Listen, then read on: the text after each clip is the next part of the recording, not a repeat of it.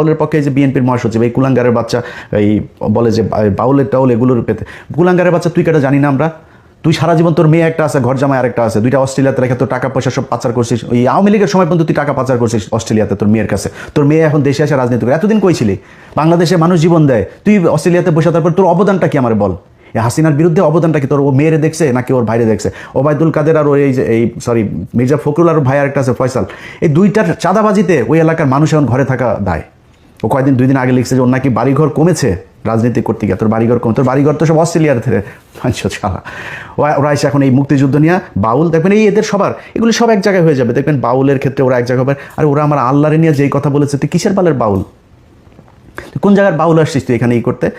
ওরা এই মুক্তিযুদ্ধকে নিয়ে ইসলামকে আলাদা করেছে দাড়ি টুপিওয়ালা লোকজনকে বানিয়েছে রাজাকার এরা হচ্ছে গিয়া দেশ বিরোধী এটা বানিয়েছে ভারতের যেই ন্যারেটিভ সেটা এখানে প্রতিষ্ঠিত এই বাউলের পক্ষে যে বিএনপির মহাসচিব এই কুলাঙ্গারের বাচ্চা এই বলে যে বাউলের টাউল এগুলোর পেতে কুলাঙ্গারের বাচ্চা তুই কেটা জানি না আমরা